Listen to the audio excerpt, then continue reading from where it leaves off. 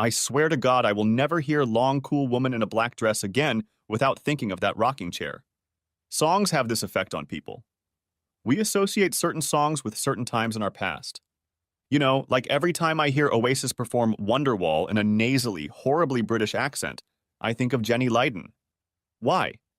Because Wonderwall was our prom theme, Jenny was my date, and she did more for that tight, low-cut number than any other girl in the audience.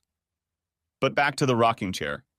You see, it was a Maloof, made by old Sam Maloof before he died, and 20-odd years ago it cost my old man $20,000. For a rocking chair, you say? Hell yeah. But it's more than a rocking chair. It's a goddamn full-blown work of art in Claro walnut, hand-carved with smooth joinery, and it's damn comfortable to sit in. Oh, and it was the only worthwhile thing this father left me, but I liked it anyway. Anyway, I walked into my mansion in Brentwood and heard the stereo running. Ringing, echo-filled guitar arpeggios at the beginning were followed by pulsing power chords that transitioned into vocals. A great arrangement that is more complex than most people realize. Not exactly my cup of tea, of course, but still a great arrangement. I paused and listened to the vocals. The strong reverb on the voice made it hard to make out the lyrics. Saturday night I was downtown, working for the FBI. I followed the music, throwing my jacket on the back of the couch, and then rolled into the family room. It had been a long day at the agent's office, where I was trying to negotiate the terms of a new deal, and all I wanted to do was sit in a chair, drink a beer, and see if Tara was in the mood. She always got bitchy just before we started filming a new season, and we hadn't shot the monster with 2 backs in almost 2 weeks. I walked into the family room and froze. Tara was in the mood, all right. There she was, in my rocking chair from Maloof. And underneath her lay my bandmate Carl, who was in both the Maloof rocking chair and Tara at the same time. He was in my favorite chair and with my former favorite wife, and I wasn't sure which made me angrier. A barrage of thoughts rained down on my brain. Why is she cheating on me with him? And here, I'll admit, my thoughts got a little weird. Why hadn't I ever thought of that? I wonder if old Sam Maloof tested his chairs in a similar way. And finally, if they break this damn chair, pardon the pun, I'm going to wring their goddamn necks.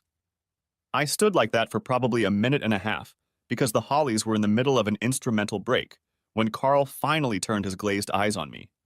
He froze and tried to jump up from his chair. I just stood there while he tried to free himself from the chair. I froze and didn't know what to do. Really, what to do? I guess I could go after them, but that would get us all on the covers of all the newspapers, tabloids, and trashy magazines for the next year. Besides, I couldn't afford to hurt my hands, or Carl's for that matter, or the band would be out of luck in the middle of negotiating a new record. So I didn't do anything, just turned and walked toward the bedroom at the far end of the hallway. I was buttoning up a fresh shirt when I saw Tara's reflection in the mirror. "Where are you going?" she asked, avoiding my gaze.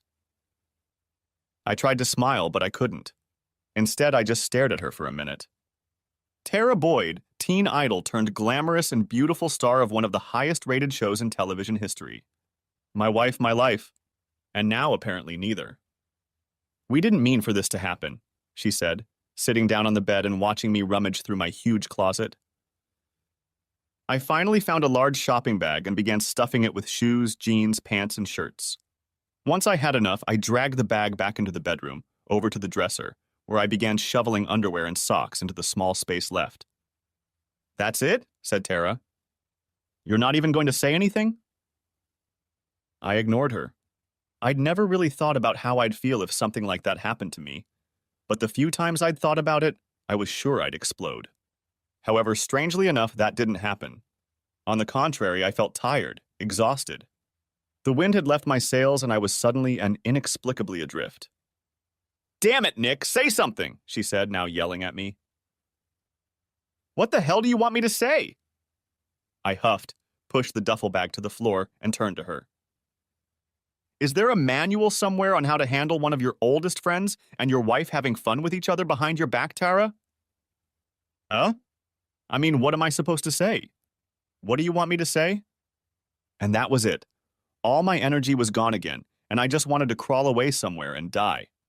So I dragged my duffel bag past Tara and down the hall, stopping at the bathroom to grab my toothbrush, razors, and other nonsense. Once I had everything packed, I dragged the bag to the garage, threw it in my Escalade, and walked back into the house. Carl was sitting in the rocking chair lacing up his shoes when I walked in. "Listen, Nick," he started, but I didn't want to listen to him. "I just want my chair," I said. He jumped off it, getting out of my way. I pulled up the chair and nodded toward the 9 Grammy Awards and the stack of platinum, multi-platinum, and diamond-framed albums in the display case. "You and Tara pack my stuff, okay?" "Where are you going?" he asked. "Nick, you're in charge of the negotiations, man. You're not going to leave, are you?" "Have everything delivered to my mom's house," I continued, ignoring him. "And I'll set it up there." I dragged the chair to the Escalade, put it in the back seat next to a couple guitars already stacked there from a few days before, and went to get in the car. "Nick," Carl pleaded, "please, man, let me explain." I lowered my head, counting to 10. "We didn't mean for this to happen," he continued. "I mean, you had to negotiate all day, dude." I glared. "So what didn't you want to happen? Did you entertain her, or did I get you?" I didn't wait for his answer, preferring to hop in my ride and get out of there as fast as I could. Chapter 2. I was now 3 hours away and more than 250 miles west of the City of Angels. Let the whole rotten hole fall into the ocean. Okay, not the whole thing, just Brentwood. "Where are we going?" he asked. His voice was hoarse, the result of a 40-year habit of 3 packs a day. "Home," I said, not bothering to look at him. "Home to Brentwood?" "Home to the house," I said. "Home in Grant City." "But you don't live there anymore," he said. "Yeah, well, stuff happens," I said. "Things change." "Is that all?" He grinned. "Just drop everything and run away?" "Give up on her." I remained silent as he did for another 30 miles or so. "They're all like that, you know," he finally uttered. "Not all of them," I replied. "No," he agreed. "Only the ones you choose." I nodded. He was right. "What makes you think that?" He laughed. It was a deep, rolling laugh that ended in a rattling cough. "Because you're a petty asshole." "Well, congratulations," I said. "Looks like the apple didn't fall far from the tree." "Screw you!" I sighed. This was going nowhere, and I knew it wouldn't be long before this led to another fight, and he was gone. Strangely enough, I wished he'd stick around with me for a while longer. We were silent for about 10 more miles before I turned and looked at him. He looked the same as he always did. I could almost reach out and touch him, but I knew my hand would only go through him. Still, I could always smell his faint odor, a mixture of cigarette smoke and Lagerfeld's cologne. "You know," he finally said, "you should have kicked his ass." And what would that have accomplished? He would have known he wouldn't do it again. "For God's sake, Walter," I said. He knew not to do it from the start, and neither did she. "But that didn't stop either of them, did it?" Walter shrugged. "Yeah, I guess it did. But you'd feel better if you hadn't run off with your tail between your legs." "Yeah," I replied. "Then I'd have damn swollen arms to play with. I'd probably spend the night with a bunch of West Hollywood cross-dressers. The tabloids would be crawling all over our asses, and they'd still be entertaining each other in my goddamn chair." "My chair," he said. "I bought it." "Yeah, but you're dead now," I said. "So now it's mine." He turned away and looked out the window, watching the night desert whiz past us at 80 miles an hour. "I guess you're right," he said. "Still, I'd kick his ass." Chapter 3. We were approaching the turn from Interstate 15 onto Interstate 70 when my cell phone rang. It was almost 11, and I had been on the road for almost 8 hours. The call brought me out of my monotony, and I realized I was starting to get tired. Glancing at the display, I decided to answer it. "Hey, John," I said to our lead guitarist. "Nick, where the hell are you?" he said. He yelled, and I could hear the loud noise of some nightclub in the background. "Utah," I said. "What the hell are you doing in Utah?" "I'm driving." I heard John yell to someone else, then he was back on the phone. "Nick, you need to get back here. You're our main man, and we're close to a big deal." "Let Ethan handle it," I replied. Ethan Rose was our manager, and he damn sure made enough money and was interested enough in the outcome to handle it without our help. Dude, John whined, you know he can't do it without you. They want to know what we're up to, what's in the bunker. Ethan can't take care of that. Only you can, man. Let me think about it, I said, and hung up the phone before turning it off. We started Leadfoot when I was a sophomore at Grant City High School. There were 4 of us, Teddy Cooper on lead guitar, Carl Simpson on bass, Vince Diamond on drums, and me on rhythm guitar and vocals. The other 3 harmonized, and we had kind of an Eagles sound. In the middle of our junior year, Teddy discovered alternative country rock. I'll never forget the day I walked over to his house and entered his bedroom. Dual vocals played over a rattling acoustic guitar and country-like slides. Who's that? I asked, instantly loving the song. Jayhawks, he replied, not taking his eyes off the flyer. That's awesome, I commented. He only nodded. For the next 3 hours, we listened to Hollywood Town Hall over and over again. To this day, I remember that day every time I hear Two Angels. The very next day, Teddy and I started writing our first song. It came out surprisingly fast, at least the music. But the lyrics weren't so easy. Then Teddy decided to start reading more serious literature, poetry, Shakespeare, the Bible, and other stuff. According to him, it inspired him, and he was right. Pretty soon we were churning out lyrics left and right and music to them. Then I started reading the whole thing too. Pretty soon Teddy was back to focusing on the music and only occasionally helping with the lyrics. The summer after graduation, Leadfoot won a talent contest at the Lincoln County Fair, which got us sent to compete at the Illinois State Fair. There we were surrounded by ballet dancers, jugglers, magicians, and a few aspiring musicians, and we performed 3 songs in close harmony. When it was over, there was no doubt that the crowd was on our side. Let's get this straight. When 50-year-old farmers and their wives are stomping to the tunes of a group of teenagers, you're onto something. When it was announced that we came in second place behind some cute dancer named Shirley Temple, there were cheers from the crowd. Anyway, after the show, some 30-year-old guy in slacks with hair mousse and sparkly jewelry came up to us. His name was Ethan Rose, and he was a talent scout for Harmony Records. According to him, they were looking for something out of the ordinary and wanted to know if we'd be interested in meeting anyone. We agreed and spent the next 3 weeks before college classes started auditioning in Nashville and Memphis. A month later, already during our first semesters at different colleges, Ethan contacted us and offered us a recording contract. That's when the trouble started. Teddy decided he didn't want to stay in the band. He thought we'd be whores for the record industry, selling out for money. I told him that was bullshit, that's what happened. In reality, Teddy was just afraid of failure down the road and didn't want to risk the good things he had. He was always the smartest of the bunch and had a full academic scholarship. He didn't want to be a superstar, he wanted to be a teacher. So he quit, and Ethan got busy finding a replacement on lead guitar. Over Christmas break, Carl, Vince, and I flew to Memphis to start rehearsing and auditioning a new lead guitarist. With Ethan's help, and at the insistence of the record company, we settled on the first choice, which was John Booma. John was 4 years older than us, but he knew how to play guitar. He had been doing studio music for the last 3 years, sort of a teenage wonderkind looking for the right fit, and the record company thought he would fit into the Leadfoot sound. They were right. It helped that he had a nice tenor and could help me with songwriting. He wasn't very good with lyrics, though, so that fell on my shoulders. Carl and Vince were happy to just play their instruments and sing when asked. You know the rest. Our first album, Somewhere Down Highway 66, went multi-platinum. Then we beat the sophomore jinx by releasing Plain States, our first and to date only diamond platinum album, which sold over 13 million copies. Since then, a few have come close, but for the last 6 years we've basically been riding the wave of our first 2 works. Now we're negotiating a new contract. Harmony sold our contract a long time ago, and Columbia wanted a 5-record deal. We were very attractive, but they needed assurances that we wouldn't leave them halfway through. That's where I stepped in as a liaison.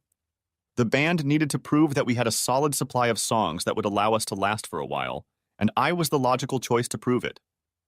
The problem was that we didn't have a large stockpile of good songs. Sure, we had a bunch of dross, and by just putting our name on them, we probably would have sold a few million copies, at least the first few albums. But we were getting stale, and I realized that.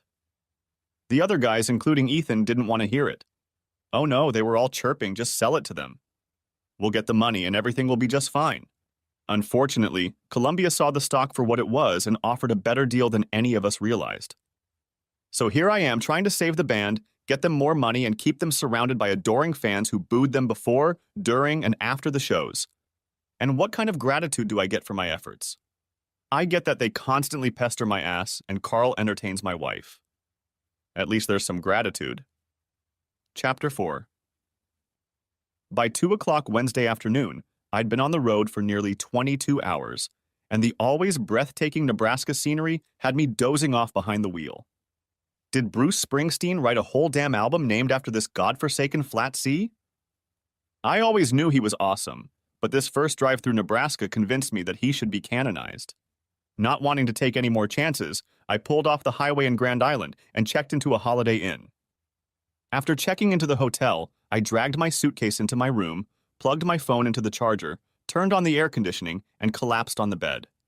I'm sure I fell asleep before my head even touched the pillow, and my dreams were long and disturbing. In each of them, Tara appeared in a different role, and few of them were good. That's where I woke up. The air conditioner cooled the sweat pouring down my face and shirt. Shaking the cobwebs and still vivid images from my head, I reached for my cell phone and looked at the indicator light. "Hey, Ethan," I said. "Jesus Christ," he said. "Where the hell are you, Nick?" I was in no mood to put up with any more of this shit. "I won't be back for a while, Ethan," I said. "You're going to have to take care of this on your own." "I'll read it when I have time." "But we can't do it without you." "You know that." "Just don't sign anything until I read it, okay?" I continued. He was silent for a minute. "Nick," he said slowly, "are you saying what I think you're saying?" I didn't answer anything. "Jesus, Nick, please tell me that you're really not thinking about, making an escape from us. Just don't sign anything, Ethan. Got it?"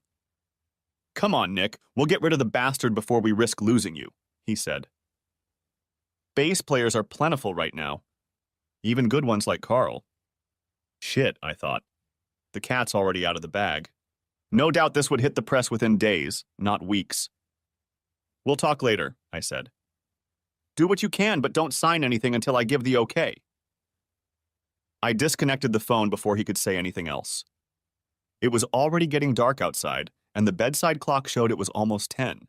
I had gotten enough sleep, so I decided to shower, clean up, change into clean clothes, and hit the road again. With the scenery, nightmares, and the phone call with Ethan, I couldn't get out of Nebraska fast enough. Chapter 5. 3.5 hours later, I was in Iowa. "So you're going to drop everything?" asked Walter.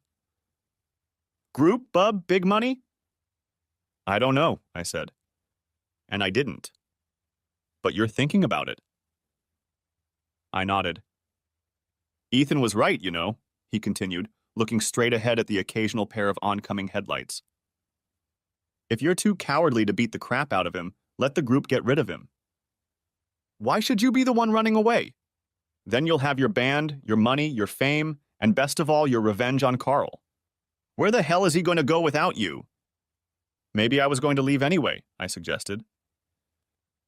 He snorted. "Screw you, Walter," I said.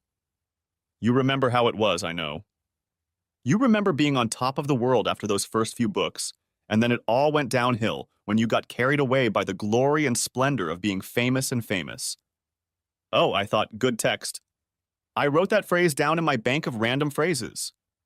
Walter was silent for about an hour, so I decided to leave him alone and concentrate on driving. Iowa was little better than Nebraska, but here at least there was some ground rolling, which became more and more noticeable as we approached the Mississippi River. I brought him back," Walter said, interrupting my thoughts. "I remember," I replied. "Too well." "That's not why I left, Nick." I remained silent. It was already over long before I finally left. What was her name?" "Trudy?" He nodded and I continued. "Yeah, I think Trudy just made it a little easier, didn't she?" "You're right," he said, staring at me. "I was a shit. Everyone knew that. I was like that pissy little Aunt Capote. Wrote some good stuff, became a celebrity, Decided I liked being a celebrity better than writing. But it was the celebrity that ruined everything, not Trudy. Sure, we fought. Heck, try working 16 hours, 7 days a week for 6 months, filming your TV show, and spending the other half of the year traveling, doing commercials, charity events, talk shows, and movies. Then take your husband and give him the same work and travel schedule. Add to all of this the endless joy of having people throwing themselves at you 24 hours a day, 7 days a week, buying you drinks, trying to get you, and, almost every day away from each other, offering you their piece of ass. It's hectic, to say the least. I'm not saying my life sucks or anything. It's certainly better than working 9 to 5 in an iron foundry. But do realize what it's like and the stresses it causes. Try going out to dinner with your wife so you're not surrounded by photographers and admirers. Enjoy a vacation when you don't have paparazzi helicopters hovering over you. When you consider the endless hype and long absences, it's amazing that any of our professions manage to keep marriages alive. Nevertheless, I thought we were doing very well. Better than most, truth be told. Until a day and a half ago when my little bubble burst. Chapter 7. Mom! I called out, dragging my duffel bag through the front door. No one locked their doors in Grant City, so my easy entrance wasn't a sign that anyone was home. Hearing no response, I leaned the duffel bag against the wall and looked around the living room. I hadn't been here in almost 7 years, right after the first album came out, but everything was the same. I suppose a few pieces of furniture had been rearranged, and the couch was definitely new since my last visit. Still, it was nice to come home. Hi, I heard her voice from the top of the stairs. Hi, Mom, I echoed. It's Nick. Nick? Some shuffling was heard from upstairs. My eyes widened, and a smirk began to spread across my cheeks. I realized she wasn't alone. Nick, what are you doing here? She said, throwing on her robe and walking down the stairs. Caught you at a bad time, Mom? Wipe the smile off your face, young man, she said, tying her belt before wrapping her arms around me and pulling me tight against her. I hugged her back. It had been too long. It was our first hug since I dropped her off at the airport over 18 months ago. She'd spent a week with us in Brentwood, and we'd hugged like this the last time I'd seen her. She broke the hug and pulled away, looking me over from head to toe. You look like shit, honey. Am I disturbing you, Mom? If so, I can get a motel room for the night. You know, so you can take care of business. Bob, she called as she climbed the stairs, get dressed and come down here. My boy has come to visit his dear old mother. Bob, said I, raising my eyebrows. Like Dr. Bob? The chiropractor? She smiled. But Mom, I said, not knowing whether to be proud of her or embarrassed, he's 15 years younger than you. She nodded. And thank God he is, she said, or he wouldn't be able to keep up with me. Hey, Nick, Dr. Bob called out to me, tucking in his shirt at the top of the stairs. This is a pleasant surprise. I shifted my gaze from him to her, then back to him. Sorry to bother you, I said. I probably should have called first. He came down the stairs. Nonsense, he said.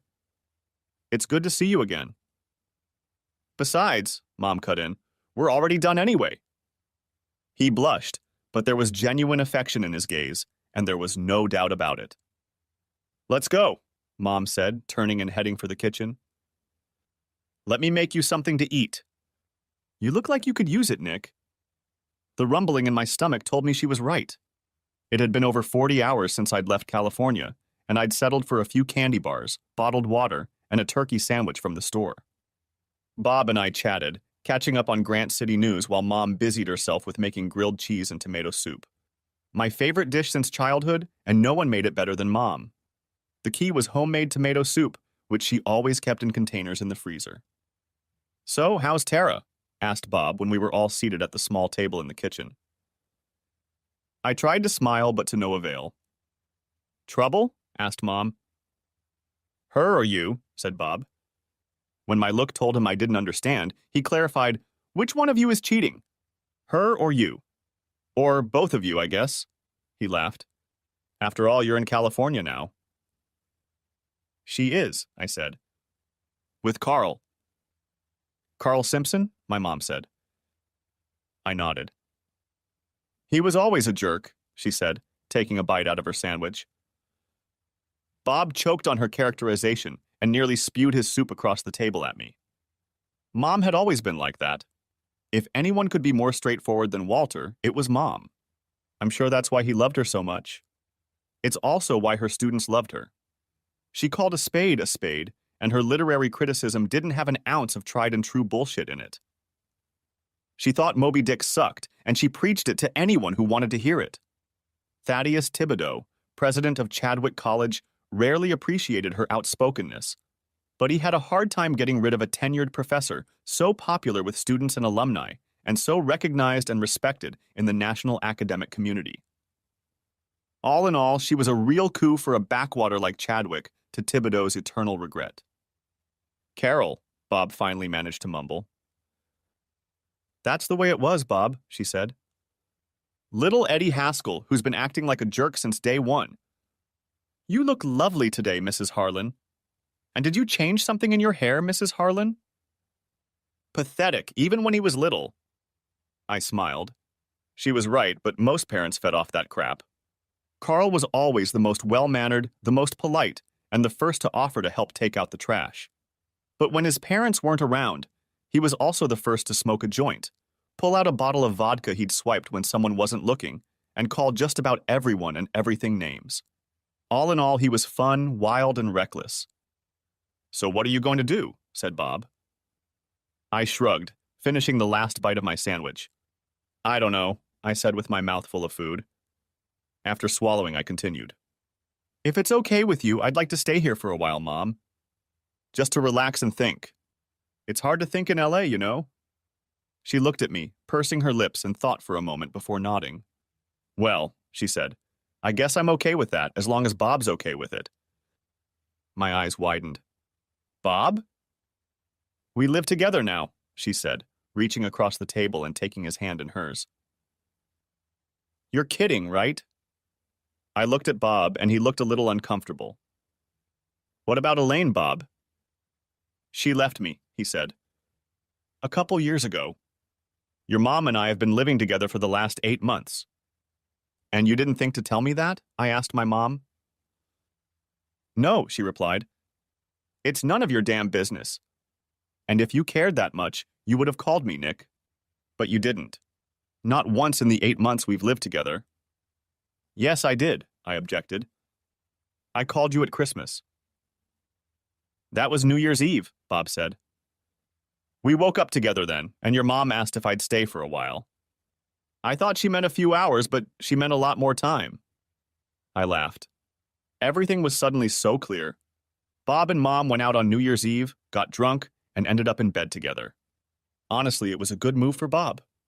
Even though Mom was 15 years younger than him, she still looked about his age. Don't think of me as Oedipus Rex, but I'll readily admit that Mom is a hottie, and God knows she's the life of every party she goes to. So yeah, it wasn't as weird as it sounds. What's so funny? She asked, frowning. I ignored her. So, Bob, what do you say? Can I stay here? I'll try not to get in your way. He saw my smirk and grinned back, then his face turned serious and he put a hand on my shoulder. Well, son, he said. I was at a loss for words, and the milk I had just gulped down ran out of my nose as I convulsively laughed at the whole merry-go-round that had suddenly become my life. Chapter 8. Immediately after dinner, I went to bed and slept for 7 hours. When I woke up, I showered, brushed my teeth, got dressed, and went downstairs. The note on the refrigerator spoke for itself. I'm teaching a class today, and Bob is in the office. You're on your own for dinner. Love, C. I didn't feel like spending the evening alone in front of the TV. On the contrary, the last 2 days spent with just me, Walter, and the flat plains of the American countryside were causing me to need company. 10 minutes later, I pulled into the parking lot at the Hitchhiker's Hitch. I'd worked there, first as a waiter, then as a cook when I was in high school, and the food was the best in town. Think of Chili's or TGI Fridays, only with homemade food, not prepackaged, tasteless, overpriced crap. Judging by the packed parking lot at 7:30 on a Thursday night, they're still not discouraged. Seeing that the dining room was full, I headed to the bar and ordered a beer. Nicky, someone behind me called out, and I turned around. Victoria was walking towards me, arms outstretched for the upcoming full body squeeze. Hey, Vic, I sighed as my body found itself pressed against her huge frame. They said it was you, Nikki, she said, as she put her arm around my shoulders and pulled back to look at me. I didn't believe them, but, well, I'll be damned. Then she hugged me again. Victoria Wentworth and her husband Ron had owned the Hitchhikers for over 30 years. Ron ran the kitchen and Victoria ran the dining room. They were both stern managers. I learned early on that perfectionism in everything was the only way to succeed in the bar and grill business. But the high school kids they hired to fill out the staff became family, and they treated us like the kids they never had. Gifts for birthdays, cards full of money for graduation, and harsh floggings for the slightest misstep on the job. And they were the only ones who called me Nikki. It's been too long, Nick, she said. 4 years, I think. You're right, too. That's too long.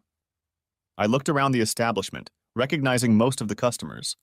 A few of them nodded at me, and I nodded back and smiled. Looks like nothing much has changed, Vic, I said. She glared. No, still the best burger in town. She grabbed my hand and pulled me along. Come on, you should stop by and say hi to Ron. He's a little busy right now, but I know he'll be happy to see you. Sure enough, Ron was in the kitchen. His white shirt and faded jeans immaculate against the grease, smoke, and sauces that were being cooked, arranged and laid out on the counter in a fine-tuned order. He barked orders like a sergeant, and it wasn't until a minute later that he noticed us. He started to shout something to Victoria, but then stopped with his mouth hanging open. Nikki? I nodded. His face spread into a wide grin, showing the 2 teeth he'd lost in a bar fight in Singapore, and he staggered over to the steam tables. Pushing aside 2 cooks, he enclosed me in an embrace that would put both the boa constrictor and Victoria to shame. Damn it, son, he whispered fiercely. It's good to see you again. Then he too pulled me back at arm's length and looked me over from head to toe. You look like shit, he said. Too gaunt. And when was the last time you slept? I tried to guffaw. California lifestyle, Pops, I said. Too many salads, not enough steaks. He laughed at that, a rolling laugh from deep within his bulging belly. Goddamn women eating a bunch of shit that's not fit to eat. Well, we'll fix you right up, he said. Right, honey? Victoria nodded, took my hand, and escorted me out the door. Give me a half-pound cheeseburger with bacon, he shouted to the cooks as I left. I have a surprise for you, Victoria said, patting me on the forearm and leading me to a small table at the back of the room. What's this? I asked. She nodded toward the waitress stand, and I turned around. Some long-legged, red-headed girl was filling a tray with sodas. My eyes widened when I guessed who it was. Is that? Sure, Nikki, she said. Just started working a couple months ago. I said nothing else but thanks as Victoria wheeled me over to my table, then turned and hovered over the other tables. Like the bar, I recognized quite a few people in the dining room. It was nice to see some of the people I'd gone to school with trying to feed their kids in between bites of their own food. And the whole place looked like any other thriving diner in Middle America, meaning everyone looked happy at the end of a long day and satisfied with a good meal with friends and family. My throat cleared next to me, and I turned and looked into the most beautiful blue eyes God ever created. Amy Standish in the flesh, and she hadn't changed much in the last 10 years. Same long, thick red hair, high cheekbones, and tiny dimple on her chin. Hi, Amy, I said in a stuttering voice. Hi, she said, glancing around the room and the other tables, then turned back to me. Vicky said they already brought you a burger, so I just need your drink order. No smile, no recognition, nothing. Just impatience to get my order, return it to me, and go back to the other tables. Please, I said, holding out my nearly empty bottle of Miller Lite to her. She nodded, made a note in her notebook, and walked away. I watched her walk away, then saw her return to my table, set down the fresh beer and pick up the empty one, then set down the ketchup and mustard bottles. Burger will be here in a minute, she said, and disappeared. Amy Standish, my unrequited high school sweetheart. She was in my class, and I tried for a long time to get her to acknowledge my existence. But she never acknowledged it, Even looked at me like I was crazy when I barely asked her to the homecoming dance. Don't get me wrong, she wasn't a snob or anything. Lord knows we had enough of those in high school who only stopped at quarterbacks and track stars and wrestling champions and star outfielders. None of them managed to pay attention to an average lowlife like me, despite my pedigree and my father's last appearance on The Tonight Show. No, Amy wasn't one of them at all. Rather, she was the brains of the class, the senior who stayed out of the way of almost everyone else. Occasionally, she could be seen chatting with a group of other brainiacs, perhaps sorting out some geometry proofs or discussing chemical reactions. But usually she just walked to and from class, occasionally stopping at her locker, looking straight ahead, and rarely recognizing those around her. We were seniors in high school, and by the time she got a job as a waitress, I was already working as a cook at the Hitchhiker's truck stop. In my spare time, I would stand in the kitchen and watch her run from table to table, from the kitchen to the waitress stand. She rarely said a word to anyone unless it was absolutely necessary to clarify an order or answer a direct question. A faint smile played on her lips. She nodded meaningfully, then fidgeted. Noticing my admiration, Ron said to me one evening, "Don't do anything. You won't get anything." This, of course, led to a rejection at graduation, and I went back to tell Ron about it. He only nodded and turned away without saying a word. Figuring he thought I was as pathetic as Amy made me out to be, I put it out of my mind. A week later, however, Ron came up behind me as I stood at the kitchen door again, watching Amy. "Victoria says she's shy," he told me. "That's why you almost never hear her say anything. Says her parents made her take this job to beat the shyness. I mean her shyness, and Vic thinks she's coming around." I nodded. At this rate, no doubt I'd be on Social Security by the time I managed to engage her in a meaningful conversation. But the conversation never materialized.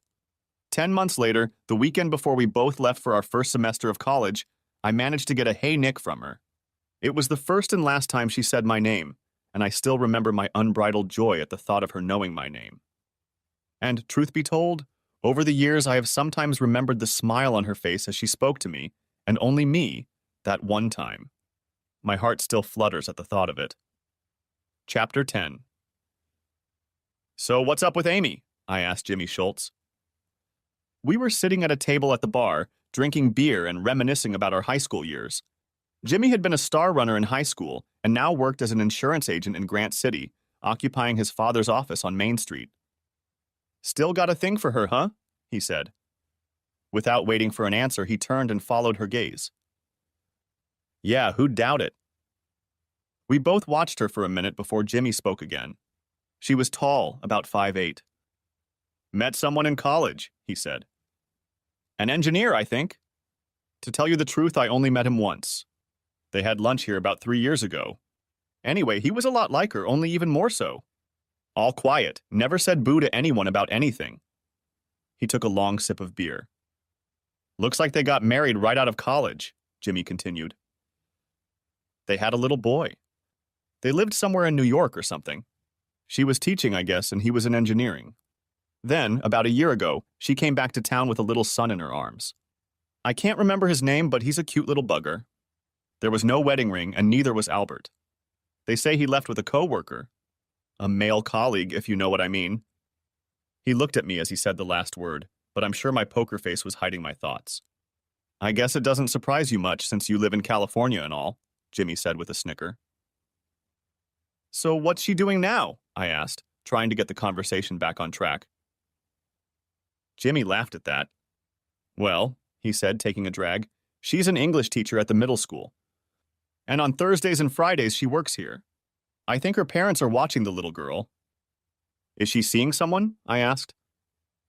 "Wow, kid," Jimmy said, turning around and looking at me full in the eye. "You're married to one of the cutest babes in the world. Save some for the rest of us, okay?" I smiled, which apparently reassured him. He turned away and looked at Amy, following her with his eyes. "Anyway, the only answer is no, she's not dating anyone. God knows we've all tried. Hell, she's blown me off more times than I can count." "Then why do you keep asking?" said I. "Just trying to get her off my back," he sighed. We both finished our beers, and I went to the bar to get us some more. There are no waitresses in Grant City, Illinois. There never have been, and there never will be. "Do you see Teddy at all?" I asked, placing a new bottle in front of Jimmy. Sure, he replied, finishing the rest of the last bottle and picking up a new one. All the time. Where does he live? On Foster Road, said Jimmy. A good place north of the Jenkins farm. What's he doing with himself at present? Jimmy looked at me. Disbelief reflected on his face. Jesus, Nick, when was the last time you talked to him? I avoided his gaze as I answered.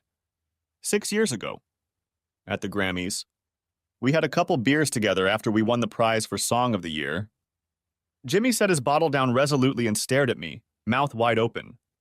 What the hell? You guys were closer than ticks the whole time. You mean you haven't seen him in 6 years? I nodded. It's just, I don't know. He didn't have much to say the last time, I explained. Then we got so busy, you know, life and stuff. He nodded, but I could see in his eyes that he couldn't believe it. Well, Jimmy said, those royalty checks he's been getting and continues to get have been hamstringing him. Nothing much, of course, but he's got a real nice place now. And he's married. Judging by the raised eyebrows, that was a surprise to me. Jimmy grinned. Jenny Lydon, he said. They have a couple of little girls, both of whom look like 2 drops of water like Jenny. He teaches middle school, too. Also English, just like Amy. I think they're very good friends. You always see them chatting when he's here. So he stops by here sometimes? I asked, looking around to see if Teddy was here. He wasn't. Jimmy jerked his head toward the poster on the wall. I read, Mustang Ranch, Friday the 17th of July, live from 9 o'clock to 1 o'clock. Teddy's face was in the center of the group photo in the center of the poster. I laughed. What a freak, I said. He quit Leadfoot because he didn't want to do it, and here he is in his spare time playing in some bar band. Jimmy just shrugged. Maybe he's just happier that way. It took me a minute to realize that Jimmy had hit it right on the mark. Teddy had never wanted fame and all the problems that went along with it. No, Teddy just wanted to teach somewhere and maybe, if he had free time, play music for the pleasure of playing music. Then I remembered the last time we saw each other, drinking beer at Spago, shouting through the noisy crowd, trying to hear each other, all the while Teddy fidgeting nervously in the crowd of people who had seen and been seen. He was like a fish out of water in a situation I'd long since gotten used to. That was just the way it was. Teddy just wanted a normal life, the kind his mom and dad had before him, with a wife and kids, a satisfying job, and some music on the side for fun. He knew what fame would bring, knew it before any of us, and wanted no part of it. Then came my first and long-awaited realization. Teddy was doing better than I was. Much better. Chapter 10. You look like someone hit you in the face with a shovel, Walter said as we drove home in the silent darkness. It's just that I've suddenly got something to think about, I said. Don't tell me Jimmy Schultz finally had something intelligent to say, he said. No, I replied, that's not it. To tell you the truth, he wasn't that smart. Just common sense, which I seem to have completely lost lately.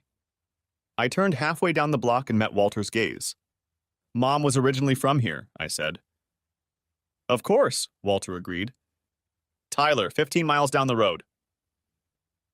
And you were from Chicago. Oak Brook, he corrected. Close enough, I said. Chicago posh suburb. No difference at all. But she was also, her parents, they were regular small-town folks. A pharmacist and a housewife. He nodded. So? But your dad was an editor at the Tribune, and your mom was a socialite. If the story you told is to be believed, she came from an old packing house. She did, he defended himself. Still, what's your point? I started walking again before answering. My point, I said, is that you two were doomed from the start. She's a small-town girl from a typical small-town family. You're a big city guy from a rich, powerful family. You've spent your whole life surrounded by famous and glamorous people, while your mom spent her time at soda fountains and bijou with her boyfriends. He nodded, catching the gist of it. So we were doomed from the start. Well, I said, your behavior didn't help much. It's bad enough when we have so little in common. You seem to have only made it worse by sleeping with every starlet you have your eye on. Did Jimmy come up with all this? Asked Walter. No, it was me. It was just something Jimmy said that gave me the idea. And what did he say? I shook my head. It's not about what he said. It's about the fact that I didn't think of it first. And what was it? He said Teddy had exactly what he wanted. He had a small-town dream. And I damn near choked on my beer at such a stupid thought, such a small dream, until I realized I was looking at it from Hollywood's point of view. From a superstar's point of view. I stopped again and looked at Walter. Walter, I said, I forgot about those dreams. Teddy has his royalty money, but he's happier with his family, his career, and his little bar band than I am with my superstar wife, my mansion, 10 times the money he has, and no family. I snorted. Hell, my best friend is a damn ghost that I didn't even like when he was alive. Walter watched me closely until the last of it. Then a hurt expression appeared on his face, and before I could apologize, he was gone. He did that sometimes, disappearing in a flash when I said something that pissed him off. But he always came back, ruffling his feathers and demanding the apology I'd usually given before. The first time Walter appeared before me was after a concert in Dallas, about a year after he was killed. I thought someone had put water in my bottle when I turned around and saw him sitting there looking at me with a glint of humor in his eyes. I had already tried acid in the early glory years of the band, but this was like nothing I had ever done before. For one thing, it was too realistic, and the conversation that followed was too rational. So I spent the next 3 months talking to Walter when no one else was around. By the way, that's the only time he shows up, when I'm alone. Then I got too creepy. Despite Walter's repeated protests that I wasn't crazy, I decided to see a doctor. The first few, assuming all this tabloid nonsense was true, advised me to give up the sauce. When I told them it had happened in my past, they replied that it was probably residual. Still miserable? Still seeing a protesting Walter a couple times a week? I finally found someone who ran me through a full battery of tests. Thank God I didn't have schizophrenia, but Dr. Salomon still couldn't find anything wrong with me. 4 months of therapy followed, which Tara explained by saying that I just needed someone to help me cope with the stress. I didn't know that she saw nothing unusual about seeing a therapist, which was all too common among the whole acting crowd, and for that matter, was a sign of true sensitivity and self-actualization. At the end of therapy, Dr. Salomon closed his notebook, came out from behind his desk, and sat down in the chair next to me. I'm going to tell you what I think it is, he said, with an amused smirk on his face. And what is that, Doc? Nick, he said, I think you're being visited by a ghost. Seeing the surprise on my face, he hurried to continue. Maybe not a real ghost, but a ghost from your past. You need to talk to someone who understands you. It helps you deal with the pressure. It's how your mind deals with everything. Your best friends, the ones who know you best, they're also members of your group, and they're part of what puts extra demands on you. Therefore, they are not part of the solution to help you cope. On the contrary, they are part of the problem that you need to deal with. No, Nick, you know who knows you best and can best help you deal with all of this? Walter, I guessed. He smiled and shook his head. No, Nick. It's you. You're the one who can best help you through your problems. So it's just me seeing things? He shrugged. Admittedly, that's pretty rare, and images rarely last that long. Still, I think you have a lot of unresolved issues with your father, and I think you always wanted him to help you while you were growing up. But now that you really need help, he's gone. So yes, I think your subconscious mind is creating an image for you to work out your problems with. And since your father was the person you always wanted the most, I think the image your subconscious created is Walter. I nodded. Makes sense. So is there any cause for concern? Dr. Salomon smiled. No, Nick. Honestly, while it's unusual, I think it's a very healthy way to deal with the stress you're feeling. And I think that as this all settles down, you'll start seeing Walter less and less and just have these little conversations in your head, free of images. I was feeling better until Walter showed up the next afternoon while I was banging out the lyrics to a song. Have you ever heard such a load of crap in your life? He said. I'm not listening to myself right now, I replied, not taking my eyes off the lyrics. I'm not you, dumbass, he said. I'm me, your father, and I'm going to prove it to you. I looked up, skepticism written all over my face. I'm going to tell you something you don't know, he said. Things you've never known, and things no one else has ever known either. Will that help? I laughed, and he proceeded to make Dr. Salomon look like an idiot. Walter's last long-lost manuscript, the one hidden in a fake log in a cabin I'd never been to, was published 8 months later to great fanfare. Chapter 11. A few beers, good conversation, and a late-night walk. Oh, and a bacon cheeseburger the size of a black bear's ass that I barely made it halfway through, ensured a great night's sleep. When I woke up Friday morning, the sun had long since risen and the house was silent. The clock next to my bed showed it was almost 9, and I stretched lazily as a smile appeared on my face. Damn it, I thought, looking at my cheerful face in the mirror while shaving. Where the hell have you been?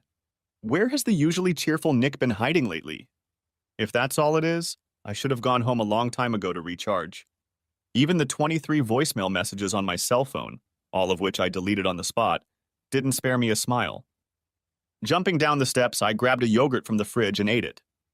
Then I brewed a fresh pot of coffee. The only thing wrong with Grant City so far is the lack of a Starbucks. And, while it brewed, went out to the driveway and dropped off my guitars and rocking chair from the Escalade.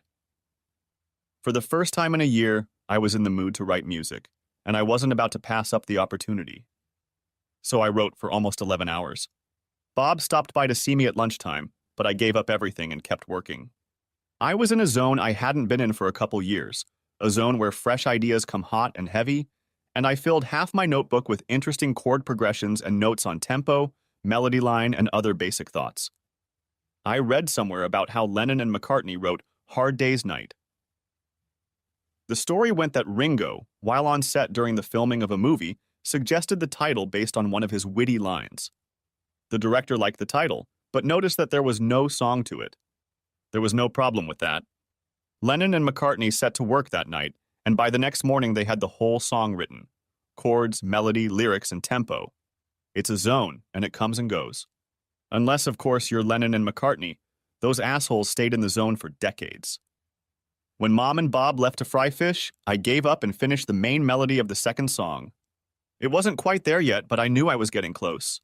I also knew that my strength was running out, and further effort would only result in things changing the next day. Hence, it was time to call it a day, feed my belly, and see if Teddy's group was worth giving a damn about. It took me longer to pack than I thought it would, and the walk from my mom's house to the bar took another 20 minutes. By the time I got to Hitchhikers, the music had already started. When I walked in, the bar was full of people, and the dining room was full of people. A band, unseen somewhere in a far corner, was playing an old Ernest Tubb number, Walking the Floor Over You, and they were pretty good at it. They brought a nice upbeat vibe to the old classic, and at the heart of the song was a very catchy piano part. "You're back," Victoria whispered in my ear from behind me. I turned, smiled at her, and looked over her shoulder into the dining room. "How long do you expect to have a table, darling?" She only laughed, took my hand, and pulled me into the kitchen. "Guess who's back?" shouted Victoria, pushing through the door into the kitchen. I saw Ron and Amy talking, but their conversation stopped, and Amy turned away as I looked out from behind Victoria. "Ron," she ordered, "make Nikki something to eat, okay?" He smiled. "Is it too crowded in there?" he asked, not waiting for an answer before asking what I wanted. I ordered a grilled chicken breast sandwich and fruit. "Amy, honey," Victoria said, "could you get Nikki a beer from the bar?" Amy nodded and muttered, "Sure."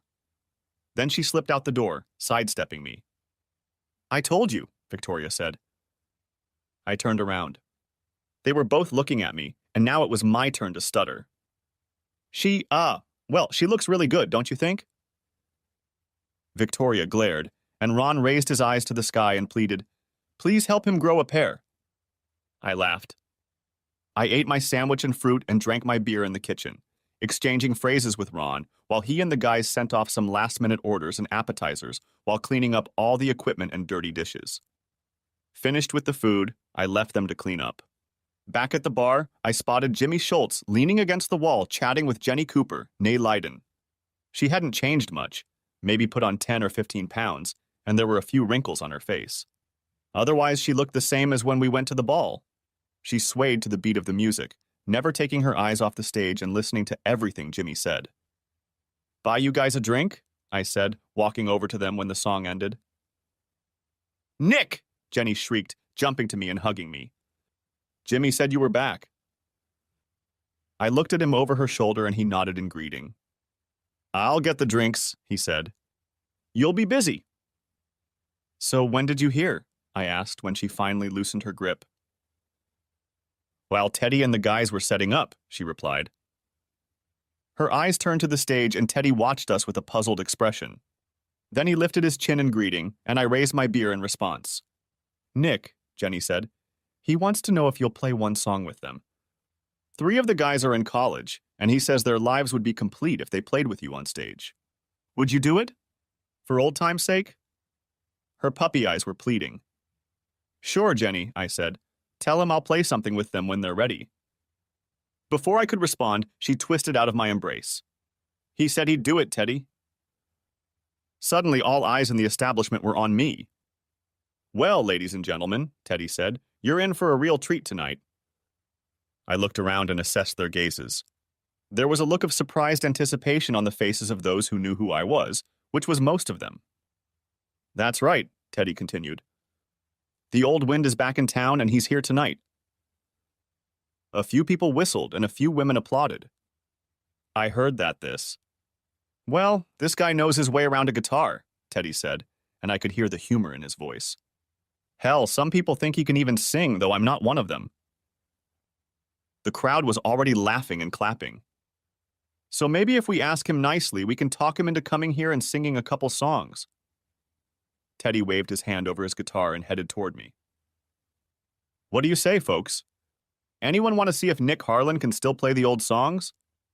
The crowd erupted into cheers and I nearly burst into tears.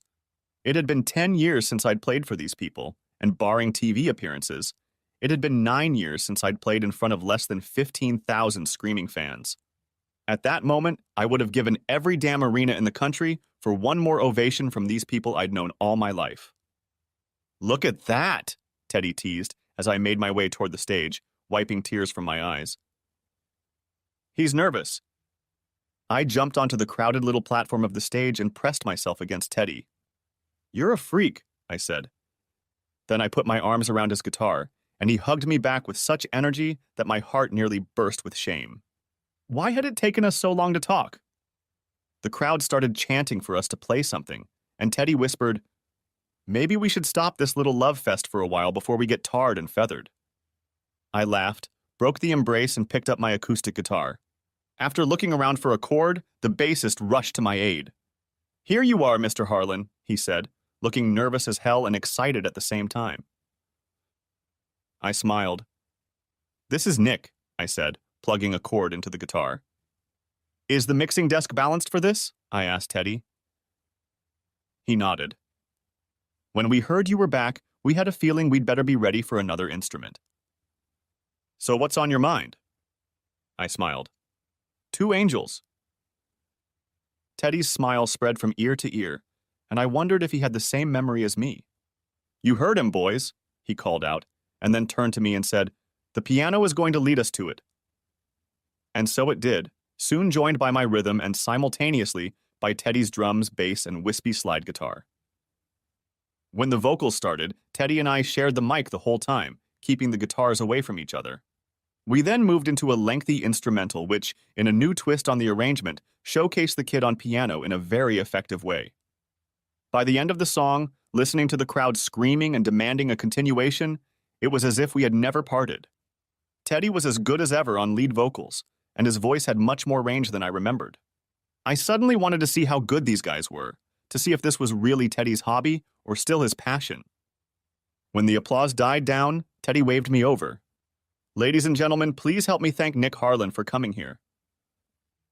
I bowed in response to the applause and then turned to Teddy.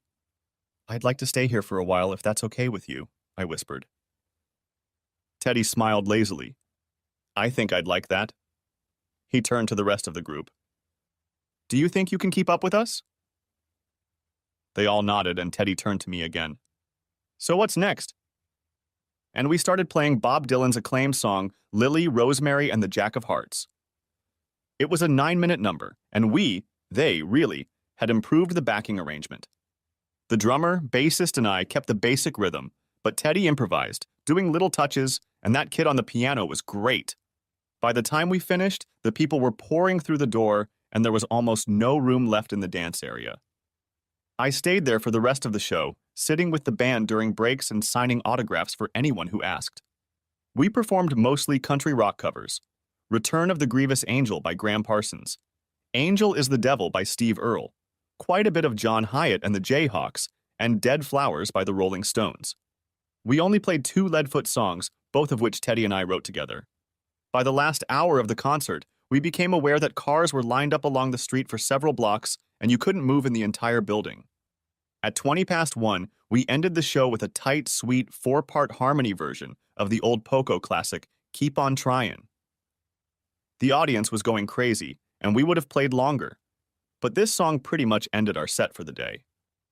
I helped the band pile out and spread out in cars and vans, accepting free beer from the crowd and tons of claps on the back. By the time we were done, the bar was closed and the bartenders were sweeping up and wiping spilled beer off the floor and tables. A few people were sitting around the bar drinking their last beers in the dim bar area. Ron, Victoria, Jenny, Teddy, the rest of the band, and I were here, and Ron was telling us that we should do this more often so he could retire one day. Then I heard a quiet but clear voice behind me. Now I think I understand what all the fuss is about. I turned around. It was Amy, and her eyes met mine and lingered on them. I was at a loss for words. "Do you have the tongue of a cat, Nick?" teased Jenny. She was out the door before I could respond. "You're still partial to her, aren't you?" said Teddy. "Of course I'm partial," Victoria replied. "Just too afraid to do anything about it," said Ron. "California ruined him." I just smiled. "You know," I said, "that's the most she's ever said to me." "Ever?" "Yeah," Teddy said. "Let me tell you. When you get to know her better, she's just a goddamn magpie. It just takes time to get to know her better, that's all." "But you don't have to do that," Jenny said. "You're married, and we don't want her to get too close to—" Teddy finished the thought. "We don't want her to get hurt. She's been through enough already." Victoria stared at me. I tried to hide it, but I know I flinched at least a little at the mention of my marriage, and Victoria saw it. She whispered something to her husband, and Ron only nodded. He saw that look too. I'm sure he'd already guessed I was in trouble, so the flinch no doubt only confirmed his suspicions. "What are you doing tomorrow?" asked Teddy. I shrugged. "Probably just going to pee," I said. "I'm in the zone and I don't want to waste it." He nodded, realizing what I was saying. Then he turned to Jenny and raised his eyebrows. She noticed the look and turned to me. "We want you to come to our house and cook a meal," she said. "About an hour. We have about 30 people coming over, and the band will be practicing for their entertainment. Why don't you grab your guitar and join in?" When I didn't answer right away, Jenny leaned over and put her hand on mine. "We really want you to meet our girls," she said. "And Amy will be there with her little boy, too." That was settled, and the smile I tried to hide told them all that I would be there. Getting up to leave, Teddy said, "You could use some normal people for a change. Enjoy another typical small-town hangout." If only we all knew then how wrong Teddy was. The next day in Grant City, Illinois, would turn out to be anything but typical. Chapter 12. Saturday I slept until almost 11 o'clock. I would have kept sleeping, and probably would have been late for the party, but Mom's voice came loudly and insistently to me through the noise of the crowd outside. "Get off my lawn!" she yelled. "If you damage those roses, I'll pull your hides." I lay frozen in place. I'd been in this situation a million times before, and I knew what that noise was that was causing her to yell. A quick glance out the window confirmed my suspicions. "There he is!" the shrewd operator called out, and I ducked down. My body went into automatic mode. I quickly shaved, showered, brushed my teeth, and dressed in casual but stylish clothes.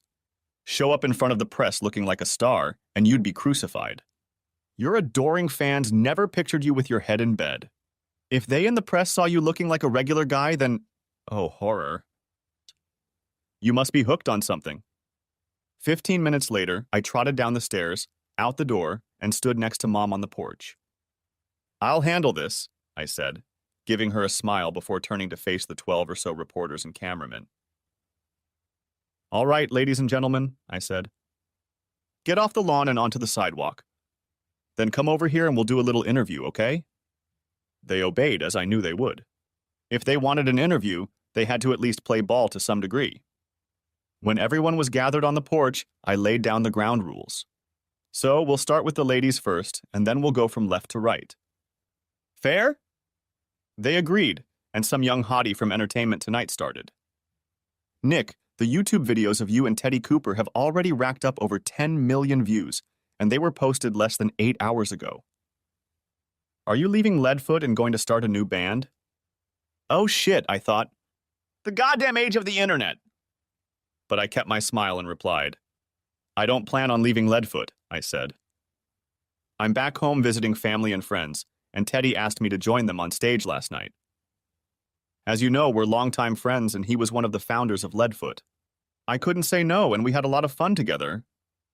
But you left in the middle of negotiations to record an album, said a woman in her 30s, her hair fixed with a spray bottle and her dark blue suit impeccable on this sweltering Saturday morning. There are rumors in Los Angeles that you've had enough and are leaving, that you don't want to sign a new contract to record the Leadfoot album. Is there any truth to those rumors? I shook my head. No. We have a very capable manager, Ethan Rose, who is in charge of negotiations. I just needed a break, and here I am. What about the rumors that you and Tara Boyd are having problems? One of the men asked. And that she's now dating your bandmate Carl Simpson? Another asked right after him. I smiled and tried to avoid the questions. Ladies and gentlemen, Tara and I are very much in love, I said. She's busy getting ready for the new season, and I just figured it was a good time to take a break. That's all. They tried for another half hour to get me to elaborate on my answers, but I managed to dodge them and continue with my main story. Seeing that the matter was quickly coming to a conclusion, they thanked me for my time, apologized to Mom for the damage they had caused, and went back to their vans to edit the interview for the evening news. I apologized to Mom and then told her I was going to Teddy's for dinner. She said she'd been invited a few weeks ago, and she and Bob would probably stop by when he got back from the office. Then I packed my 2 guitars into the Escalade and got an early start. I took the long way down country roads to make sure none of the news hounds were on my trail, and pulled up to Teddy's house at 12:30. This way, I heard Teddy's voice as I got out of the car. I followed the sound of his voice and the smell of roast pork shoulder to the back of the house. He was standing on the porch smoking a lot of pork shoulder in a huge smokehouse. A little away from him, 3 little kids, 2 girls and a boy, were splashing around in the shallow edge of the in-ground pool. Pretty interesting morning, huh? He said, looking at me as he sipped his iced tea. Were they here too? I asked. He nodded, seeming none too pleased with this development. What did you do? He smiled. Told them to get off my land or I'd call the police and have them all arrested for trespassing. I laughed. Wish I could do that. I grabbed a can of Diet Pepsi from a nearby cooler and sat down in one of the lawn chairs, watching him rub something on his pork shoulders before closing the lid and sitting down next to me. For the next 20 minutes, we chatted about everything in the world, all the while watching the kids in the pool. It started out pretty serious. I apologized for having so little contact with him over the past 6 years. But he brushed me off, genuinely understanding. That's why I never wanted this life, he said. But you wanted it, and I know how busy you are. That was his last word on the matter. The apology was obviously accepted. Then he told me who else was married, had children, and worked where he had been seriously involved with me before. Why did you come back? He asked. I didn't answer, preferring to stare at the grove of oaks in the distance. You can talk to me, you know, he said, his voice low. I didn't say anything for a minute, but then I turned and looked at him. Teddy, are you happy? He had a perplexed look on his face. Of course I'm happy. Are you? I sighed. I don't think so. Teddy didn't say anything back. It's not what I thought, I continued. Oh, I guess it is, but I'm starting to realize it's not what I want anymore. It's too much. Then leave, he said. It's simple, just go. Walter said the same thing, but it sounded much stronger coming from Teddy. It's not that simple, I objected. I have commitments. There are the guys in the band, they're all counting on me. And I have a wife. Hell, she's never going to move here. He nodded. Are the rumors true? My eyes narrowed as I looked at him. The reporters were asking questions before they finally left, he explained. One of them said Carl was sleeping with Tara. He saw the look on my face and nodded. He tried to do it with Jenny once, Teddy said. A few years ago, when his folks had a big anniversary party, he came back to town for a few days. He tried to get Jenny to join him in the hotel room. So? Teddy smiled. She splashed a drink in his face. Quickly put out his fire. I laughed. Well, I said, Tara seems to have lit the fire. So what are you going to do? I shrugged. I don't know, Teddy. Honestly, I love her. I love being around her. She's fun, funny, sweet, and charming. And in bed, I guess, too. I'm comfortable around her, I think. The thought of changing all that scares me. Let that thought go, Teddy said, got up from his chair and went into the house. He came back a minute later with 2 mugs of beer and held one out to me. So have you talked to her about it yet? He asked. I shook my head. Tried to, but she won't do it until we're face to face. And I'm afraid to do it face to face right now. I'm afraid I'll just take her back and it'll all happen again. He nodded. Well, buddy, let me offer my 2 cents. He sipped his beer and continued. You need to find out why she did it. Don't worry about the fact that she did it. That's been dealt with. The why is what will help you figure out if she'll do it again. He smiled broadly, then said, Unless, of course, this California thing has changed you enough that you don't mind sharing it. I've been told you famous types cut loose on shit like that. I laughed. No, I confirmed. She didn't change me that much. Anyway, some people are just that way, both guys and girls, Teddy said. They don't see it as a big deal. Whether they were brought up that way, or whether they're set up that way, I don't know. But if you find out the reason, you'll realize if it was just a one-time mistake or the first of many to follow. Then you have to ask yourself if you can live with it if it happens again. I know you say you don't like it, but what if it happens 5 years from now? Will you give it another try, wondering how long it will be before it happens again? I nodded, mulling over his words. Walter hadn't quite put it that way, but then again, he hadn't liked her from day one. So you could forgive Jenny if you got into something like this? I'd like to think so, he replied. But then again, it all depends on the reason. He leaned forward. Let me tell you something, he said. I won't mention any names, but let's just say you know them. Anyway, he caught her and her boyfriend doing the dirty deed. It was the first time in her life, and he's sure she told the truth about that part, but the main reason is why he dumped her. Which is what exactly? I asked. The fact that she didn't love him anymore. He looked me straight in the eye. Some people can't stand the thought of being alone, so they harness a new horse before they cross the old one out of the herd. I'm not saying it's the right thing to do, but it's often the case. That's exactly what she did. She found someone she thought could be moved from her home to his, and she was kind of taking him for a test drive. I mulled that over. So if Tara just got herself into a bad situation, maybe for whatever reason didn't fight temptation the way she should have. Like you guys are going over rocks or something, he suggested. Okay, so you're saying I should just forget about it then? No, I'm not saying you should forget about it. But I am saying you should consider it when deciding what to do with your marriage. He leaned back in his chair. Nick, everyone is different. But if you really and truly love her, and you're sure she really and truly loves you back, then maybe you should consider trying to fix the lawnmower before you throw it away and buy a new one. Unless, of course, the evidence suggests that the lawnmower is too damn broken to be fixed. I spit out a mouthful of beer onto the half deck. Did you just compare me to a lawnmower? Yelled Jenny from the kitchen window. No, honey, Teddy shouted back. Then he leaned closer. Only you can make those decisions, Nick. You know that, don't you? Only you can know if you can save a good marriage.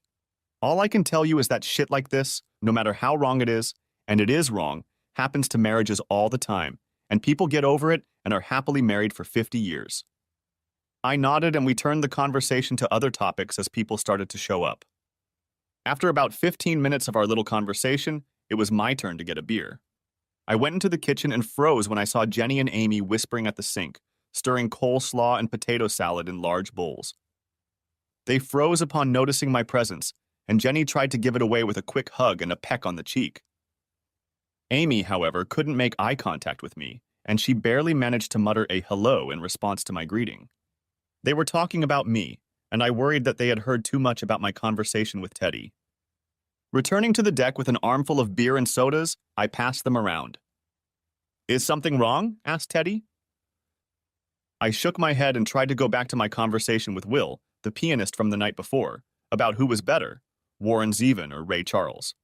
After much discussion and too much participation from the rest of us, we agreed that it was too much like comparing apples to oranges, although Ray Charles was certainly the better jazz player, and Warren Zevon was the more versatile songwriter. When about 35 people had gathered, we decided it was a good time to turn up the music. Best to get the entertainment over with before we got drunk and stained all our instruments with pig grease. Everyone gathered in the shed, which was trimmed on the inside enough to allow us to organize a full sound on a small scale, and I brought my guitars from the car and plugged them into the spare amps that stood nearby. After about 45 minutes, Teddy asked me to play Time to Start Again, a hugely successful ballad from our first album and one of the first songs Teddy and I wrote. It was about a painful breakup, and the singer was trying to convince a rejected lover that he should try love again. The best arrangement consisted of only vocals with minimal harmonies, accompanied by fingerstyle guitar and a soft piano line. I agreed and sat on a stool behind the vocalist's microphone, started the guitar part, and waited for the piano to start. When the piano part started, I looked around the crowd and saw Amy standing behind me, slowly swaying to the beat of the music. Her eyes were fixed on me and mine on hers, and that's how they stayed throughout the song. For some reason, and hell, I know the reason perfectly well, I put my heart and soul into it, turning an already sad song into a real emotional roller coaster. At the end, when the spurned lover replies that he just doesn't know if he's ready and the instruments fall silent, you could hear a pin drop. Then I felt a slap on my hand and turned away from Amy. Everyone in the room looked at us, back and forth. Amy noticed it too and turned bright red while I tried to focus on something else. I think it's time for a little break, guys, don't you? Suggested Will from the piano. Everyone agreed, and they all started heading out of the barn in search of cold beer and lemonade. In a little over a minute, there was no one left in the barn but me and Amy. I was still sitting on the stool, and she was still standing 30 feet away from us. I heard all that conversation, she said after a moment. You and Teddy out on the deck. I tried to smile but couldn't. Yeah, well... I'm sorry, she said. I know what it's like, and I have an idea of what you're going through. Thank you, I finally managed to say. What the hell was wrong with me? She had talked to me more in the last 24 hours than she had in the previous 24 years combined. I only uttered 3 syllables in response. Did you like it? I tried. The song? She snorted a few times. It was beautiful, she said. Then she tried to laugh. I swear, Nick, if I go outside right now, I'm going to burst into tears. I smiled. Then I moved the capodastar on the guitar's fingerboard to the 2nd fret and started playing another number. Maybe this will cheer you up, I said. I started singing If I Only Had a Brain from The Wizard of Oz. Tears appeared in the corners of her eyes, but she started wiping them away and laughing, her lips occasionally synchronizing the words of the song. Toward the end, I heard her faint soprano voice, which she sang as an encore. Finished, I patted the seat of the stool next to me. Come on, I encouraged. Let's sing some more. She looked over her shoulder hesitantly. Don't make me ask for more, I said, maybe a little too seriously. In any case, she was soon sitting next to me. I fiddled with the guitar for a few minutes, occasionally glancing at her and smiling when our eyes met. I noticed that she was less shy, so I decided to just say what Ron had been trying to get me to say for 10 years. I stopped playing and folded my hands over the guitar. There's something I've wanted to tell you for a very long time, I began. Her face turned serious and there was a tinge of fear in her eyes. I don't want this to sound wrong, and I don't really... Neither am I, she cut in, placing her hand on my forearm and stroking it lightly. Ever since you invited me to homecoming. The look of utter disbelief on my face was hard to hide, and she looked down at her lap as she continued. I blew it. I wanted you to ask me, but when you did, I was horrified. I wanted you to try again, but I knew you wouldn't. She looked into my eyes again. All these past years, especially the 3 years after the divorce, I've been thinking about how different things would have been if I had been able to say yes. There was still a look of disbelief on my face, and it must have gotten more and more incredulous. Say something, Nick. Screw me, I whispered. Didn't see that coming. She giggled, then laughed, and soon we were both laughing at the ridiculousness of it all. Then she grew serious. But it's not going to do either of us any good right now, she said. I'm not going to seduce you, and you damn well better not seduce me. You're married, Nick, and I'm not going to play the role of second woman in this little drama. After 10 years, I'm just glad we can both talk to each other in complete sentences, Amy. Honestly, I don't want to impose my baggage on anyone else right now. I lifted my head and looked her in the eyes again. Especially someone I care so much about. Okay? She nodded. And don't think I'll be there for you if you decide to leave her, Amy continued. I want to be clear, Nick Harlan. I like you, but we don't know each other anymore. So you better not think you can just get a divorce and jump into my bed, okay? I'm not part of this equation. This is between you and your wife. Teddy's right. You have to decide what you want. I just want you to know that if you think you need me more than you need her, don't rely on that, got it? I nodded, more than a little saddened. Truth be told, our unexpected conversation had made good old Tara almost jump out the door before the last little bit of conversation. Amy was right. So it was no surprise when we heard a helicopter come in for a landing nearby, and a whole bunch of new shit landed in my lap. Chapter 13. Wait. I know. It's a pretty long story. But I hope you enjoyed it. And if it hooked you, write in the comments and leave a like if you'd like a sequel. If I see enough feedback, I'll release a sequel to this story in a few hours. Anyway, thanks for watching.